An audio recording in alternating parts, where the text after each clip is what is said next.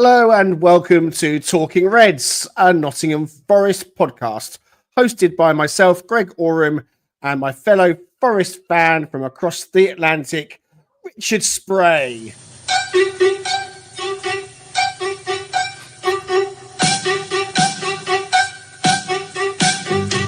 One for all and all for one. Musket hands are always ready. One for all and all for one. Helping everybody. One for all and all for one. It's a pretty story. Sharing everything with fun. That's the way to be. I'm not quite sure where I found that one, but I thought all for one for all, and all that. I'm going to interrupt myself, actually, because literally just as I came or pushed the button to go live, StreamYard was telling me, you're out of storage. And if you don't free any up, this recording is not going to be recorded, basically. So, Rich, I'm going to ask you, Rich, to nip out of here and delete a couple of our back episodes so this episode can get recorded. So if you can hop out and do that, I'll carry on because otherwise it's going to be a disaster. Alrighty. So if you're listening, then bear with us. And if you're watching, bear with us. So you can see how prepared we are tonight. But obviously what we want to do is make sure that this episode is recorded so we can upload it to Spotify and all the rest of it, and Apple. Okay. We're in the company of two of our regulars. And so we will introduce them in a moment. It's December. And Nottingham Forest are sitting nicely in 6th place in the Premier League on 22 points. Life as a Forest fan since promotion has definitely been a rollercoaster of emotions. And the fact that it took the team until April last season to get to 22 points just shows how far we've come and how well this set of players have done to keep us fans from losing our hair, or in my case, from going even greyer. 3 points at home to Ipswich yesterday after 2 defeats was just what the doctor ordered. And here to plough through it all, as I say, 2 of our regulars with us. Please welcome the Statman Danscape and the random Pundit Raf.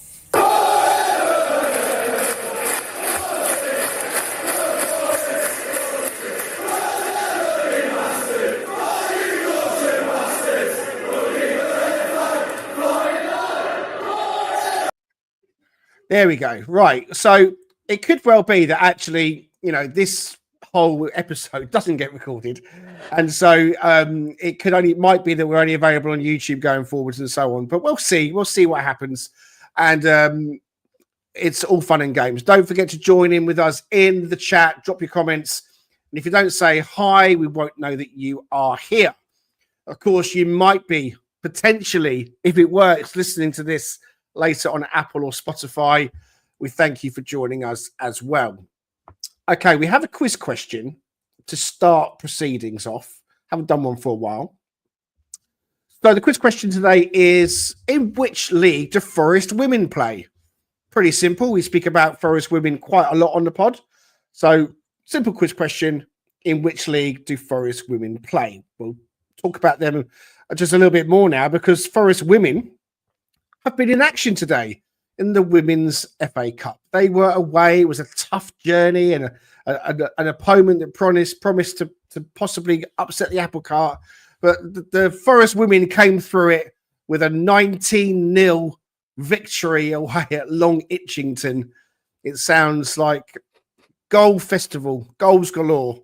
But yeah, the women go through to the next round, and obviously they must have been playing much weaker opposition, it would seem. 19-0 was quite a scoreline in any game. Right, let's continue. Danscape, you were at the match yesterday. You got to witness us getting back to winning ways. Just give us your general match thoughts on what you saw. If ever there was a match review that didn't get recorded, this could probably be the best one to pick because it was not the most eventful, exciting game. Even in the ground, it was pretty quiet. I think people were waiting for something to happen, some sparks to go off, which never really did in the first half. Overall, it was job done game. Quite similar to the Fulham game, I think, in terms of being, neither team being particularly great. Ends up decided by a sort of soft penalty along the way. And, we get the right decision on this one, so it evens out, and that's the kind of game it was. Just one that you needed to win. Bit of an island of a easy-ish game in amongst all of our tough fixtures. Raf, what about you? I know that you were watching, and your, what shall we say, your feed was a little bit iffy, a little bit in and out. What you did manage to see and what you caught on the highlights, you come away from that game, how are you feeling? Well, it did what I hoped it would do. And I was under no illusion that actually playing Ipswich was going to be a lot tougher than we thought it was going to be. And I pretty much just asked Santa for a clean sheet and to get us back to the fundamentals of what has got us to where we are, which is basically saying you can shoot as much as you want from all the way. If you beat us with a worldie, then absolutely fantastic. But your XG through the whole game is going to be miserly because we defend from the front all the way back, and we will win it 1-0 like it used to be to the Arsenal can be to the Forest. And I'm super happy with that. So as far as I'm concerned, given the fact they were reduced to an XG of 0.65, that's for all their shots all combined, I'm super happy, even though, as Dan was saying, it wasn't particularly much of a spectacle, especially when you go to the replays. And after about 70 minutes, when Chaplin shot straight at Sells, none of the actual playbacks in the highlight reels have any play after that one shot. It just goes to the final whistle, which just shows probably actually, even though it seems that everyone was a little bit squeaky bum time when it came to, the last 10 minutes, actually nothing of any event of any danger happened that was worth putting in the highlight reel. Yeah. So from me, thumbs up, back to basics, all good. Just a few hellos to get through. Hi, Ladybug 1264 with us. Bruce over in Texas. Howdy, Bruce. How you doing? Martin Sherlock Holmes is with us again. Thank you, Martin, for joining us. Big Arn says, feels like I missed something at the start. Big Arn, you kind of did. Richard's back because we might not be getting recorded. We're out live, but we might not be getting recorded. We'll try and download it later and see where it takes us. The quiz question was asking about the women's team and what league they play in. We need more than third tier, Big Arn. Bruce, yeah. Bruce has come up with something in the comments that might be kind of getting towards it. National League, well, nearly, not quite. And also, a good friend of mine, Sergio, is tuning in as well. Sergio is a very old friend. He's an Arsenal supporter, and since the Arsenal game, he's been tuning in and calling me saying, "Oh God, I don't know what it is, but I'm following what Forest are doing all of a sudden now." And I think he's listening in as well. And he's an absolute legend of a bloke. So, Serge, I salute you. And I promise I will join you for some golf at some point soon. He's trying to convince me. So he's trying to get me into golf. Richard's trying to get me into American football. I've only got time for the Forest. Richard, did we manage to sort out something off screen to get some storage cleared up? Yeah, we got some storage cleared up. There was a lot of test videos. Well, testing mics and all else. Yeah. Hey, Rich, we're talking about general match thoughts basically from yesterday. What do you think? Yeah, I was the grumpy old man on our group, our WhatsApp group yesterday during the first half. Yeah, Rap's like, yeah, you were, man. Yeah, I was a little bit frustrated, just general flow of play at the beginning because it seemed like we were allowing them to dictate too much. And then, but after going back to it, as I know Dan said, it's not the most glorious match to review a second time, but going back to it, of course, I now have the outcome bias of knowing we won. But at the same time, I didn't feel quite as frustrated. Just basically, it didn't seem like they offered much. I think Raf talked about it by the 70th minute, which was interesting too, because once we had made our subs towards the end of the match, it almost seemed like they sort of kowtowed to the end result in a manner of speaking, because they took Amari Hutchinson off, who was probably one of the most electric players that they had on the pitch. But yeah, overall pretty happy. I mean, look, we're in sixth. Can't come away with it feeling anything but positivity. In conjunction with that, I think I put it out there on our own group.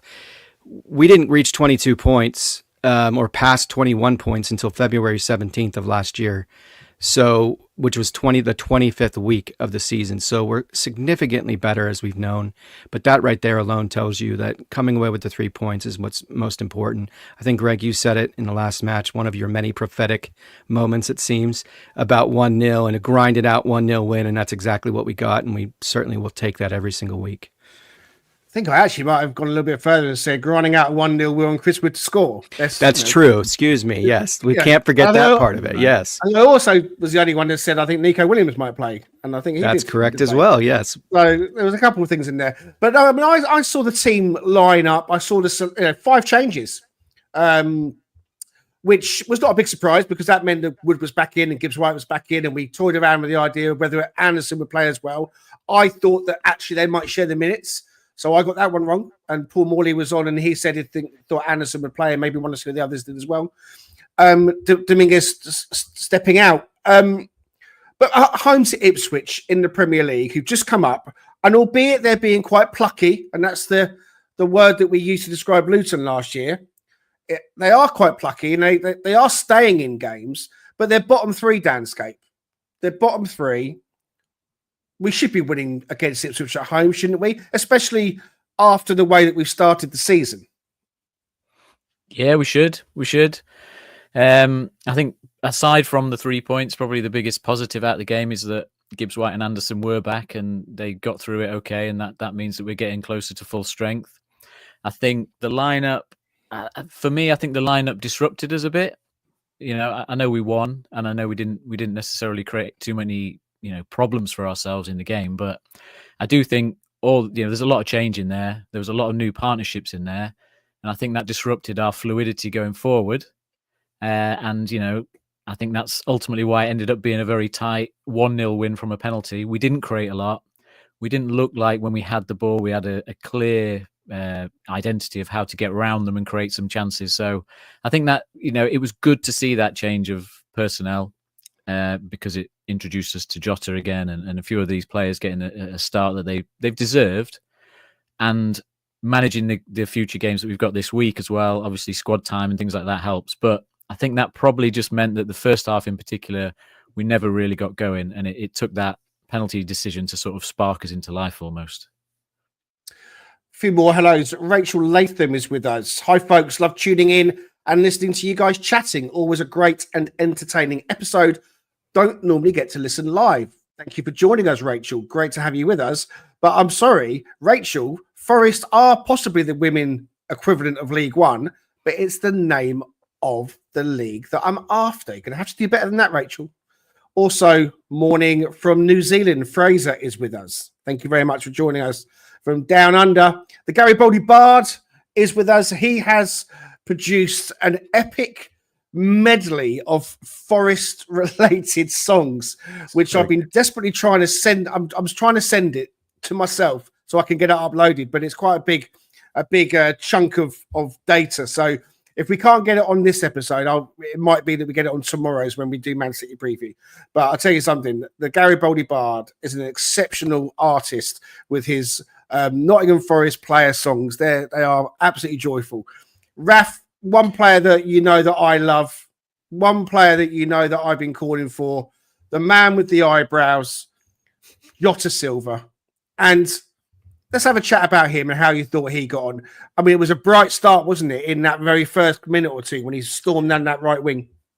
It's the spark we've been looking for on the wing. And I'm not as downbeat on Alanga as everyone else. His productivity is not as much, but his general play is very lively. But in the first minute, effectively beating 3 people tight to the actual byline or the actual touch line, and then winning a corner inside with the first basically attacking play that we had, was absolutely brilliant. And it set quite a lovely pace for the game, which unfortunately didn't carry through the whole game. But I think he brings that level of energy, tenacity. Even, others have said he doesn't even know what he's going to do because it's that unpredictable. But if he doesn't, how can the opposition know what he's going to do if he doesn't even know what he's going to do? So from that perspective, he's a brilliant weapon for us to have, and I'm really pleased that he got a start. And I think his performance means the fact that he will start against Man City. On the whole, though, I mean, I've seen some conversation about Jota. He wasn't dazzlingly amazing. I agree with that. It wasn't like he came on and he was, oh, well, this is it. This is the answer to our question. Anthony Elanga's been under pressure. Everyone's been asking for Jota Silva, and here he is. And look, I told you so. Isn't he wonderful? It wasn't like that. He's tenacious. He's a little terrier. He gets stuck in. No one goes down better than him. It goes down like he's been shot. And, if you're an opposing player or an opposing fan, you're going to hate him. But, on the whole, I don't think he was amazing. But, yeah, he was spiky and he was getting in there. But, I mean, I saw a couple of comments flying around. And, in fact, Emma on Twitter was saying something interesting earlier when she was talking about the performance as a whole, Richard. And if that performance had been put in by Elanga, maybe Elanga would have been getting a little bit of heat because there wasn't anything special. I think Jota had a decent game. I don't think he had a bad game. But are we asking too much from him? It's his first Premier League start. We want him in the team. I kind of feel like players of all kinds are going to become better and better after a run of games. Cast your mind back last season to Callum Hudson-Odoi. I mean, he's come into Forest off the back of the injury problems, off the back of being inconsistent, and then got a run of games, and just see what that did for him. So was Emma being possibly a little bit too harsh on Jota with those comments to say, well, look, it wasn't amazing. If Elanga had put that performance in, then everyone would be up in arms. Yeah, I think she's probably referencing moments where the end product was a little lacking, right? But I would also put in context, as you just alluded to, when it comes to Callum Hudson-Odoi, he hasn't had much, he being Jota, hasn't had much time on the pitch, certainly from a starting role perspective, this being the first one, but just cumulatively from a minute standpoint in the Premier League. Elanga has had plenty of time on the pitch in the Premier League. And I'm not, again, like Raf, I'm not slamming him. I'm not trying to throw shade at Elanga here. But my point is, I think his activity level, Jota's activity level, is clearly more present, at least from what we've seen from one match. It's hard. It's a small sample size. But I think that's what we've been seeing when he does get on as a sub. His activity level, his movement, he's everywhere. I mean, you think about that ball that Anderson had, it was just lasered into the box. And I mean, he was a couple of inches away, Jota, from putting that in the back of the net. And that's overlapping and coming around Wood to get into a position behind the defender to make that happen. Those kinds of moments, I just don't see that from Anthony Elanga. I'm not saying he's not a good footballer and he's not contributed in a positive way in a number of different moments. It's just, I think the activity level and the way that he influences the game in some capacity, meaning Jota, is what was evident to me. So from what Emma said, I would wholly disagree with that. I saw clearly perfect, examples of Jota's, shortcomings as well. His tendency to get dispossessed. He miscontrols the ball a little bit. Maybe he holds on to it a little bit more and needs to get rid of it. But you take into account like that play where they cleared it from the box. He took it, he bombed up, and he got Tuanzebe into a yellow card because of his pace and because of his tenacity, and he put that guy at risk, for which could have helped Callum. If he had taken advantage of it, but it could have helped him because now he got a right back on a yellow card. He's going to play a little bit more tentative, and that came off of a play that Jota made. So yeah, I just think the way that he plays provides a little bit more impact. Just on Jota. Go on. Just from in the ground, I think the biggest indicator on Jota's style of play is he was the filthiest player on the pitch. His kit was absolutely covered in mud. And you don't tend to get that from Elanga. I think they're very different players. It's hard to compare them. Jota does all his work in the box. Elanga does all his work out the box. And I think that's the difference. Yeah, it's the S. Housery of Yates with a little bit more pace and a little bit more creativity, right? Yeah. He can also defend. Like, he actually gets back and defends. It's another dimension of the game, which we don't see from... That's unfair on Elanga. Elanga does track back a lot more than Callum Hudson-Odoi and does offer more in defence, but Jota is another level up when you compare to those two. Yeah, I mean, look, I think that to try and compare them too closely is you're on a hide into nothing because they're different players. Jota had a good game. I mean, Bruce is saying I must have missed something. I thought Jota was quite good. He was good. And I think to expect him to be, Cristiano Ronaldo on his first Premier League start is possibly asking a bit too much. But Dan, one player that is under the spotlight is Callum Hudson-Odoi after his performance yesterday. As I say, you were at the game. What was the feeling from what you saw and sort of maybe those around you about Hudson-Odoi? I felt it was not his best game, and the feed I was watching had the famous Gary Birtles commentary that everyone's going on about because Gary can get stuck in, can't he? And he was digging Callum out quite a bit, to be honest with you. How did you see it? Yeah, gutted I missed Birtles' commentary. Where I was sat in the first half, it seemed like everything was going through him, but it was kind of the far end of the pitch where it was hardest to see quite what was happening. And particularly with that chance that in hindsight, he should have probably squared to Chris Wood. You couldn't really see what was going on with that. It looked like he had a good chance. Looked like he kind of obviously didn't make the most of it. And we should have scored that one. There wasn't too much disgruntlement about his performance in the ground. Again, I think a lot of our chances went through him in that first half. Him and Williams were trying to get past their last players and drew 2 or 3 fouls in dangerous areas, I think, in that area, in that part of the pitch. There was one time when he struggled to track back in the first half that people were kind of kicking off at him a bit. He tracked back to a point, but he ran out of steam pretty quick and just kind of left the player to go. So there was a bit of upset around that. I think people are latching on to the defensive side of what he doesn't do a lot now. But he was our focal point for that first half. So I want to have a quick think about not just Callum Hudson-Odoi and not just Anthony Elanga, both of them, Raf, and Morgan Gibbs-White, because I know that you've got quite strong opinions about how those three have done this season and their output behind a Chris Wood.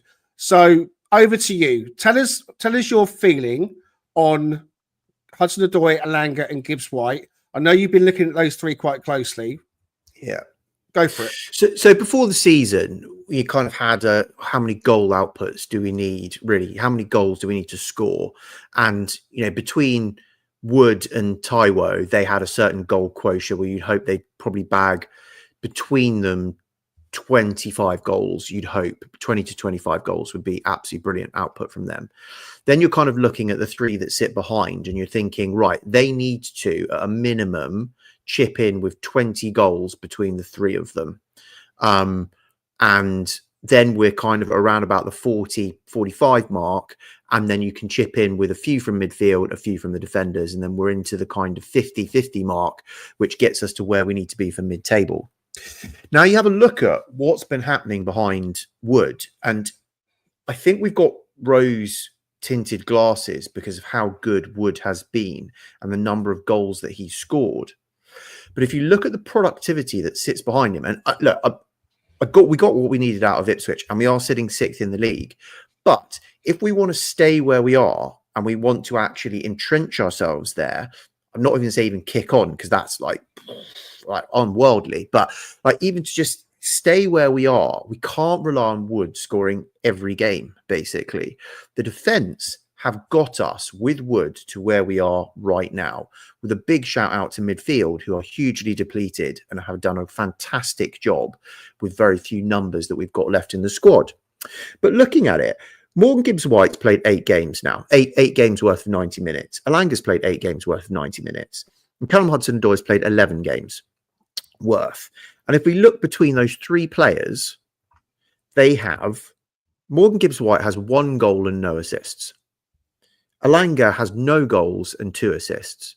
And Callum Hudson-Odoi has 2 goals and no assists, right? So that's 3 goals and 2 assists in the best part between them, if they were all on the pitch, of about 9 games, right, between them. And that's not going to cut it, really, to be honest, across the line to get us to where we need to get to.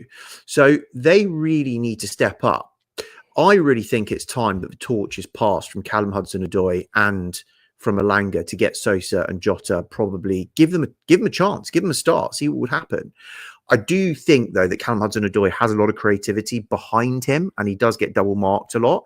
So I cut him a bit of slack, but at the end of the day, he's not defending. So his output needs to be creating goals or scoring them. And if he's not doing that, then he needs to make way for someone else that can. And that's just really my opinion on it. I'd love to hear what other people think about it. But at the same time, it's simply at the moment, unfortunately, not good enough from the three that sit behind Wood. I know we were chatting offline about this, and I'll say it now. I feel including Gibbs White in that at this stage is a bit harsh because the injury, because the stop-startedness of his season so far. But, you know, your point is well made. I'd also want to look at it in a little bit of a wider context. We've kept, is it 5 clean sheets we've kept now, or 5 or 6 or something? You know, we've won 1-0 a few times as well. So it's kind of almost like the 1-0 to the Arsenal type performances, 1-0 to the Forest. And we haven't created an awful lot of chances, perhaps, in some games. In others, we have created chances. So I'd be interested to see the stats on really good chances that weren't finished, that were created by those three. If one of those three has created the chance and Wood or whoever it was fluffed it, then, you know, it's almost like, well, they've done their job and the fluff hasn't helped them out. But, you know, I'm not quite sure that Nuno's ready to go and make changes for City away and Man United away. But, you know, 3 games in the space of a week, Richard, we could well see going to the Emirates, beg your pardon. You've got Arsenal on the brain. That's what Serge has done to me. Got Arsenal on the brain. He calls me a closet Arsenal fan, which is, you couldn't be further from the truth. But going to the Etihad on Wednesday, changes likely for that one again? I mean, or maybe we might roll the dice and stick with the same team. And we'll do the Man City preview tomorrow, so let's not get into it too much. Quickly, Greg, Wood scores a goal even better than for 1 of every 3 shots. He's on 0.35 shot of goals per shot. Yeah, but he doesn't create anything for anyone else. So that's what he doesn't. But if we're saying if they're putting in, if they're creating stuff, it's going to Wood, and he's putting it in the back of the net. He's not scuffing chances. So but in reverse, if you're trying to introduce other players into goal scoring opportunities and things, then Wood has to fill their role of being creative, and he's not that style of player. That's not how we're set up. So I think that's what's missing. Yeah, and I think. Yeah, true. And I do take that. But that means the fact that we need Wood potentially scoring 2 goals a game and need to put more service into him, create more chances. But what I would say, and I put it out there, if you right now had to lay a bet and you had Callum Hudson-Odoi, you had Alanga, you had Morgan Gibbs-White, and you had Jota all on the pitch, who do you think in a game would score? Out of those 4 players, who's the most likely to score? And if you knew one of them scored, who do you think it would have been if they'd all played for the whole game? I know that's a crazy formation, but just for game's sake. Based on history, you'd probably say Callum Hudson-Odoi. I mean, he scored 8 goals last season, and he scored 2 this season. But you know, he's being man marked. I mean, they're doubling up on him because they know that the famous cut-in, the you know, trademark goal is there. So if you're asking me that question, which, let's face it, you know, it's like picking a name out of a hat. You know, Jota's got 1 goal in the cup, but looks lively. Gibbs White scores. Alanga can score. So there's so much more context to it in my eyes as to what's going on with those 3 at the moment. I want to quickly come to Richard because I was going to say to you, Rich, about Wednesday. We are going to do a Man City preview, so we won't get into too much now. But do you foresee Callum and Anthony Alanga missing out? I could see Callum being taken off for Sosa. I think primarily because, well, I guess it depends on where we how we set up, right? Because if we go to a back 3, I don't think we're going to have that luxury. We're going to change the shape of the midfield. We're going to look at a different, more defensive approach with the hopes of getting things on the counter. And I would imagine that's probably where we're going to go. So I think based off that fact, probably not. But in a future match, something beyond Man City, maybe Manchester United, I could see something like that simply because Sosa, when he has been on the pitch, he's done some good things, and he's not quite as tidy, but he's also not quite as refined, given he's not been in the Premier long enough to sort of develop yet. But from what he has provided, it's similar to Jota in the sense of not quite as frenetic, but a little bit more controlled, but similar in terms of his willingness to take players on and his willingness to, what do we got here? Yeah, I mean, I think that was the tendency as well. I think it was Paul who brought up in our, so Anna's saying, as discussed on Forest Focus, perhaps take the heat off of Callum Hudson-Odoi a bit, and he will then come back fire again, which is true. It's very possible that would be a benefit for him, because I think Paul brought it up in our preview show when it came to Ipswich. He talked about Brennan Johnson and a similar situation that he had going on. The last season he played with us, he kind of got into a bit of a rut, got a little stagnant, got dropped for couple of games and came back firing. So there's a good chance that could happen. I think that's what happened with Alanga yesterday. Would it happen with Callum? Sure. But I mean, they're both very young guys. They both continue to have opportunity to develop. But similarly, in Sosa's case, I could see that being the case against maybe a Manchester United, because maybe you want to give him a chance to prove himself a little bit, see what kind of value he can bring, and see what kind of future he brings for the club.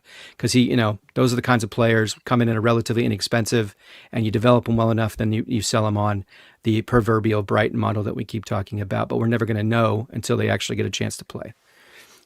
So as you saw, Anna's with us. She's still buzzing from yesterday. All set up 3 points at the Etihad now on Wednesday and overtake City. That would be lovely. The Garibaldi Bard is saying that the thing with our wingers, he's not sure if it's tactical, but when getting into crossing positions, there's a tendency to not drive a swing a ball in and instead stop and pass it backwards. I've noticed that as well, to be honest with you.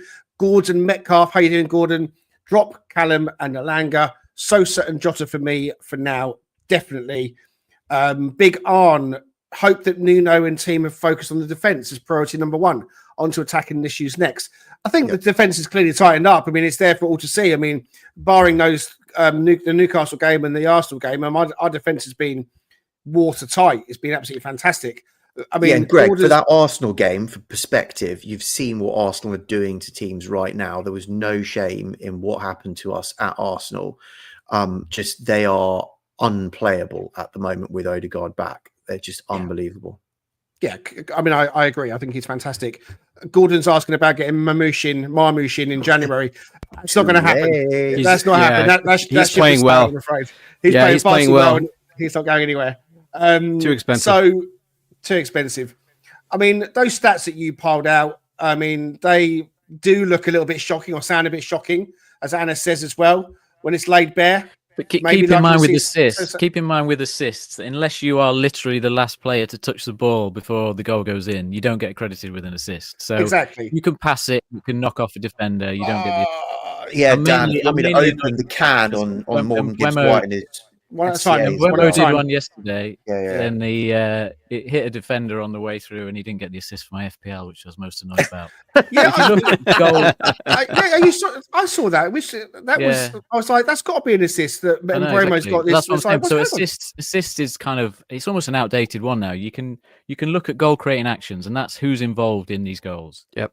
And in that respect, you've got Elliot Anderson on 6 so far this season, Gibbs-White on 4. Callum Hudson-Odoi on 3, Elanga on 3, Jota Silva on 2, Milenkovic on 2, Moreno on 2. So if you look at involvement in a couple of steps before goals, Gibbs-White and Hudson-Odoi are still involved. Now, obviously, you want more. Yes, everybody Anderson, wants more. They're not at elite levels. Yeah, but they're not at elite levels in terms of I'm just looking at where they are in the Premier League. Gibbs-White is 44th for the number of goal-creating actions he's had this season, which is not bad considering he's had a very stop-start season. So he's still in amongst players like Bruno Fernandes. I mean, that's kind of still in the right ballpark for these kind of players. Jared Bowen. Who else is in there? It's worth Savio at Man City. Players like that. So he's still in a good mix, but he's not in like the top 10, 15 that you're talking about where he has been in the past. It's more than fine to want more out of our players. Let's get past half time now. It was a drab first half, really. I mean, there was a few things going on. But Danscape, a very bright start to the second half. Jota wins the penalty. Like I said, goes down like he's been shot. But I mean, at first I thought that looks a little bit theatrical. But the ref gave it. Any doubt that Woody would smack that in the back of the net for you?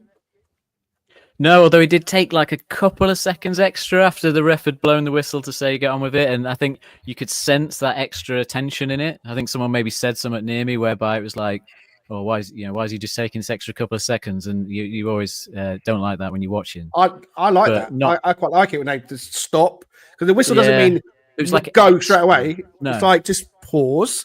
But it's I'm like ready. just that little bit that just builds the tension as well. But I didn't really have any doubt that he would smash it in at all. No, and again, like that Fulham game, this time we got that decision whereby it was just a little nick of someone's foot that we should have got against Fulham. We got it this time, and that decided the game.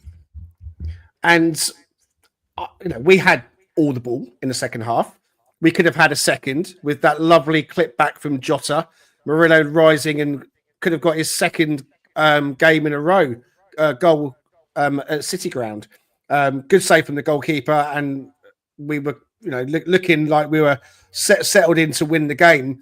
But on 78 minutes, Raf, we saw the introduction again of Morato coming on, back three. I mean, like I said, I felt it might have been a bit early, but I mean, 78 minutes isn't early, I suppose.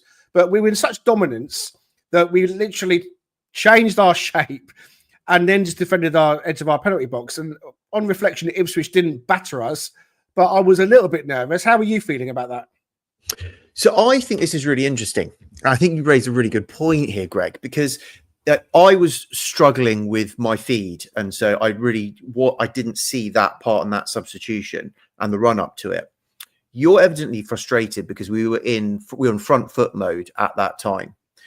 I didn't see it, but I knew the fact that we had gone into close it down mode, which is the home run and our closer gets bring on, which is Morato. If you think about that, and I hadn't seen the game, and you see it's 78 minutes, the closers come on, we're 1-0 up, time to hang the boots up, we're done, then it actually seems, if you ignore the fragility that has been brought about by the last two games where we've shot 3 goals, and I think that's got everyone back to the fear of the first season up, as it were. If you scrub that from the memory, it's worked every time that Morato's been brought on and we've been up. And we kind of got back into that. So the theory of it is strong. And that's when we try and second guess Nuno. Does he go, doesn't matter what's happening on the pitch, we know this works. Yes, it might not be a popular decision, but everyone will love me if we win 1-0 and we just win the game. And therefore he goes with the tried and tested method. So I can't give you the right answer, but I know it works. But is it frustrating? Probably yes, because we think we might be able to get a second goal here. Okay, so whilst we're here, let's do this.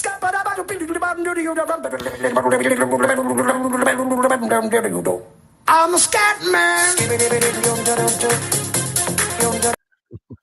Dan, the stat man, you've got some of your goodies for us, and whilst we're on Morato, there you go. You've pulled together this lovely stat for us. Tell us all about it. He's up to 83 minutes now of time on the pitch without conceding a goal. So 7 minutes more, and we can celebrate a full clean sheet for Morato, which in the next game could be quite an achievement, to be fair, considering who we're playing. So I'm foreseeing a back three, but more of that tomorrow. There's a few other things you've got for us on the game. So take us through your findings. Yeah, what I've done here is I've looked at all of our games this season and Ipswich's games this season and sort of ranked where this game came within their performances and our performances. So you can see if there's any outliers really of were we particularly good at anything compared to ourselves this time, or were they particularly good at anything compared to how they've normally played. And to be honest, from an attacking sense, I think we crossed the ball more in this game than we usually do. Looking at that, crosses into the penalty area. We're sort of one of the top 3 or 4 games that we've had this season, which I think we noticed because Gibbs White had a couple of headed chances. We don't tend to cross the ball a lot, as was mentioned in the comments earlier. But this game we did a little bit more. We had quite a few touches in the final third, just a bit more than average. But if you look at that chart, really, you're looking for in the Forest column, you're looking for any bars that go over 50%. That's suggesting that it's kind of a good performance. Not much of it goes into the top, 20, 30% as being one of our best performances of the season, as we know. Not many shots, not much in the way of passes into the final third and that kind of thing. It was a scrappy attacking performance from us. And from Ipswich's point of view, even by their standards, it wasn't a good attacking display. You know, most of their bars are below 50%. Most of them probably about 30%. The only ones that stand out is their progressive carries into the final third, really, which I think was mostly Omari Hutchinson, who was good. He was playing like right in front of where we were sat. You know, he's a good, skillful player. Hugged the touchline and caused a few problems. Okay. Dan, on that one, the XG one is really, really fascinating, because getting back to what our DNA is and just not letting them have shots, Ipswich are actually really good with their XG. That's the lowest XG that they've managed to generate against an opposition since middle of September. Yeah. Oh, it shows up here again. It's fantastic. So this, on the defensive side, it's same principle again. So in terms of like the number of tackles we've had to do, the number of blocks we've made, and things like that, we actually had to do quite a bit of defending there. We've made our blocks is kind of in the top 30% of the games we've played. Aerial win rate's a bit low, below 50% across the game. Not many interceptions compared to what we normally do.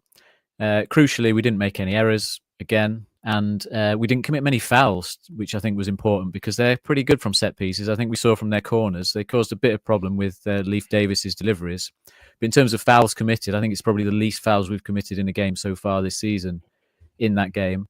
And again, it was kind of an above average defensive performance for us, which against a team like Ipswich should kind of earn us a clean sheet. From Ipswich's side, the only thing I would say is they didn't have to make many blocks and interceptions. I think, we didn't, I suppose from that side of it, if you look at their defending, quite a few of their defensive stats are in the bottom 50%, which suggests that we didn't cause them too many problems compared to what they're used to dealing with, which is how the game was, wasn't it? Okay. And I think there was one more as well, just looking at attacking player rankings.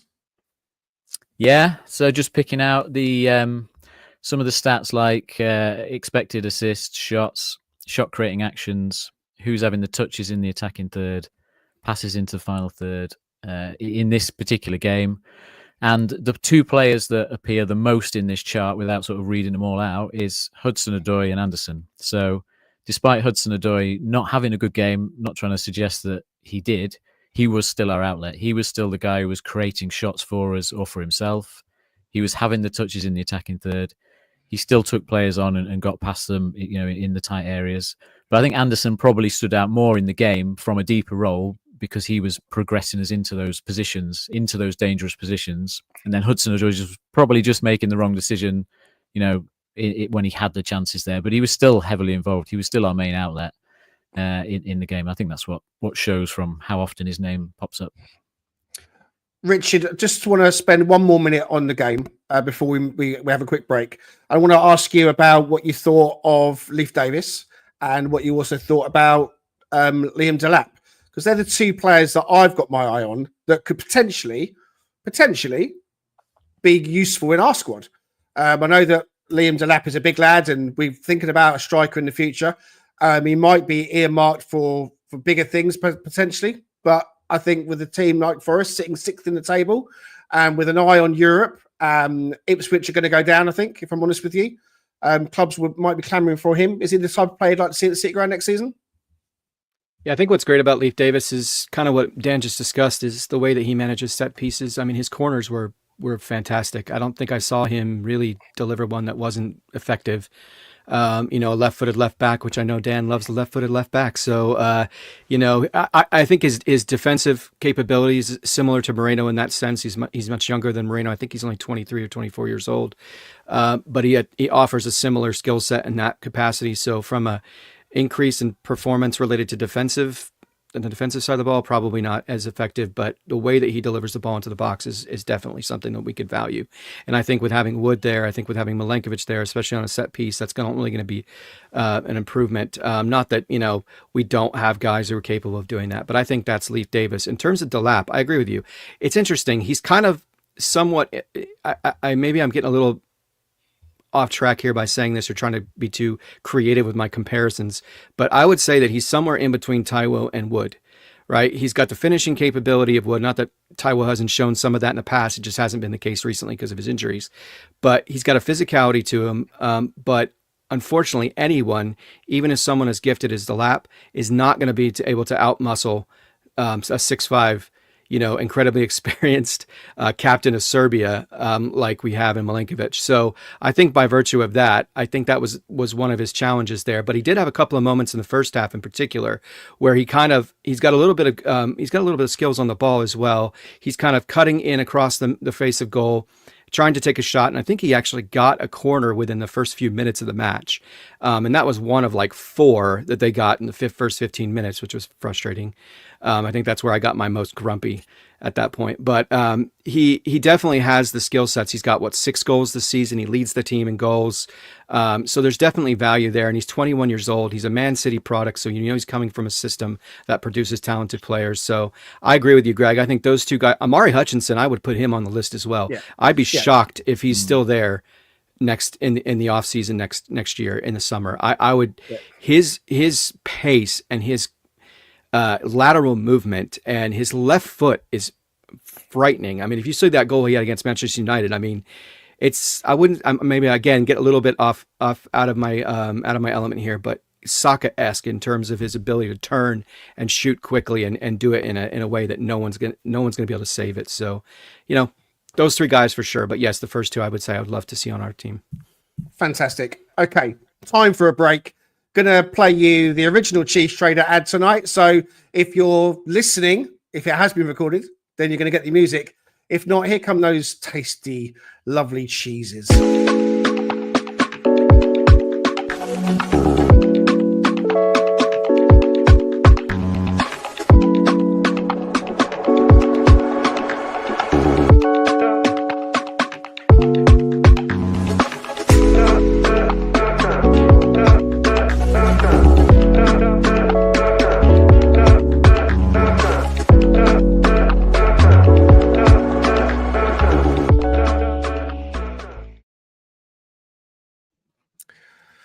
Oh, yes, indeed. The Cheese Trader in York, Stu Freestone. You know the drill by now, guys. You can get 10% off when you order by quoting Talking Reds.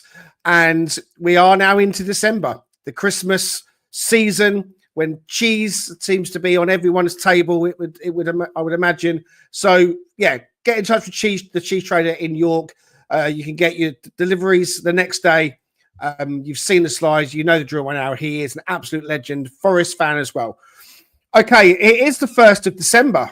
So we at Talking Reds have got our Talking Reds Nottingham Forest Advent calendar for you. So let's have a look and see who's behind door number 1.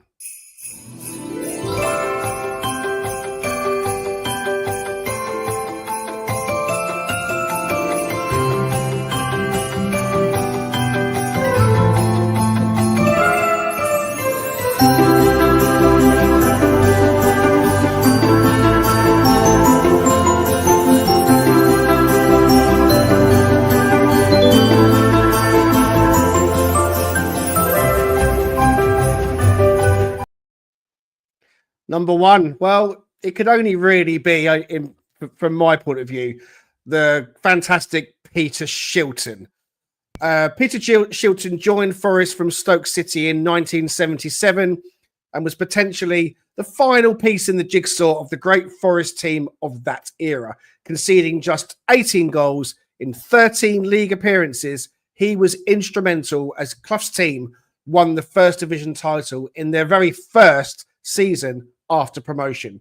Now, we know about all the cups and the European glory and all that kind of stuff, but it was that famous save against Coventry that's often cited as his best ever as Forest won that league title.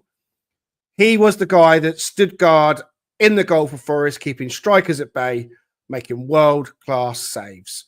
Peter Shilton, number 1 in our Advent calendar.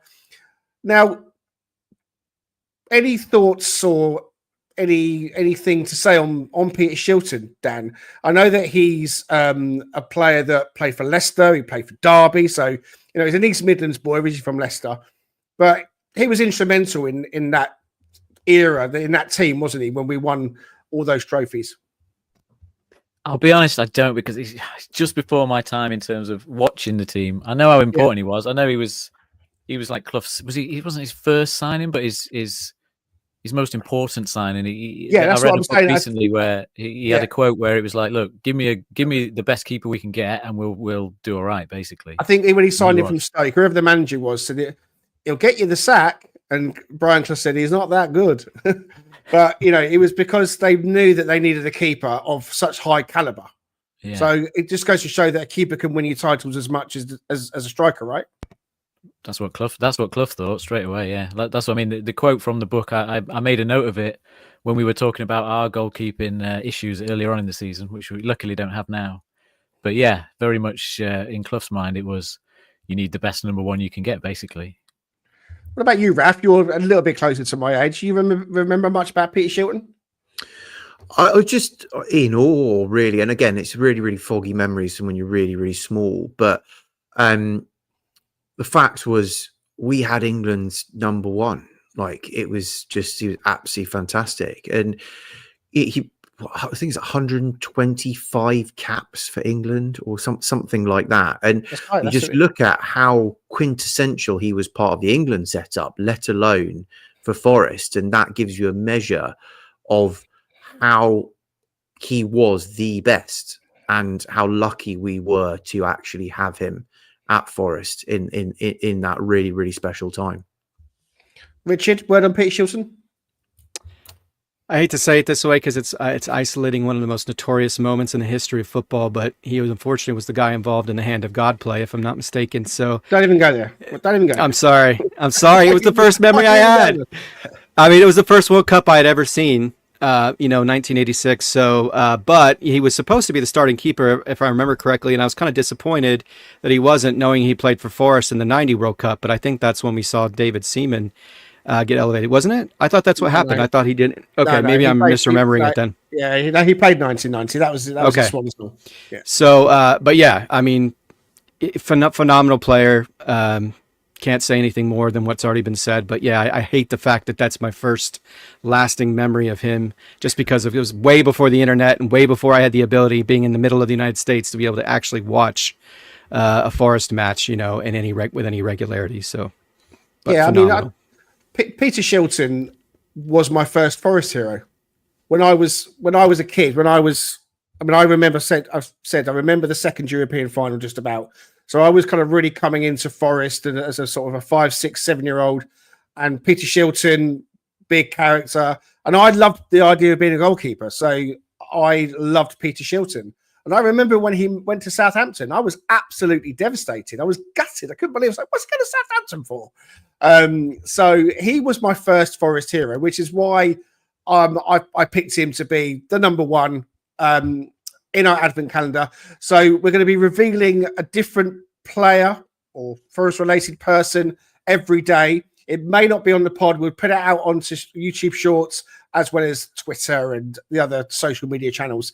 We're not going to do player numbers. So, for example, if you're expecting Morgan Gibbs-White to be the number 10, then think again, because it's not going to be that way. So hopefully you'll enjoy our Talking Reds Nottingham Forest advent calendar. All right. We're out of time. Guys, thank you so much for your company on a Sunday night. Raf, any closing thoughts? No, not at all, other than that I'm so proud of the Forest women today. It's you can only beat what's put in front of you, and to walk away with a 19-0 win, also when you're playing with 10 people on the pitch because you don't have any subs for injuries for part of the game, I tip my hat. Fantastic. Danscape, over to you. Closing thoughts? I'm enjoying the Sunday night podcast. Get the beers out, and I did a 10k run this morning, and managed to, instead of a medal, they give you a Chrissy Wood Christmas pud instead of a medal this time of year. And I did see there was one guy in a Forest shirt running that I saw when I was at the end in the last season's third kit, so I gave him a shout in case he's listening. Well done. Don't know who it was. That's fantastic. It. Awesome. Mr. Spray, final thoughts? Yeah, just a couple of things. The Layla bug appearance in our chat. And once again is my daughter Layla, who's our youngest 8-year-old Layla. So glad she'll be very disappointed if I don't say something. And then the other thing I want to also continue in the theme with the women's team, give a shout out to Nat Johnson, who recently got her first start for Northern Ireland. So well done, Nat. Great player. Fantastic. I'm also going to quickly just dip back to the advent calendar. I mean, I actually only came up with the idea this morning. I thought, oh, goodness me, it's the 1st of December. And me and Orlando had the day together today. So Orlando sat and he got so invested in it. And we've done all 24. We've done every single video. And we sat and we worked it out on our little thing. And he was helping me with the pictures. He was choosing the players. And it was a real fantastic moment. You know, he was loving it. And he was, you know, his computer skills are getting really good now. He's only 7 and he was finding his way around. He's doing a lot of it himself. So, yeah, I want to put a shout out to Orlando and say thank you very much, Sunshine, for helping me put together the advent calendar that I hope everyone will enjoy. So, yeah, fantastic stuff. Right. Okay, enough of that. Want to say thank you very much for everyone joining in with us in the comments. Quite a few of you with us this evening. So, you know, really appreciate it. The Sunday evening match review it's quite nice, actually. We've only started doing it recently. So we're going to try and continue doing that going forwards. And hopefully more of you will join us. But in the meantime, we are going to be back tomorrow. So we're going to be doing the Man City preview. Big week ahead. We've got back-to-back games in Manchester. So come and join us tomorrow on Talking Reds.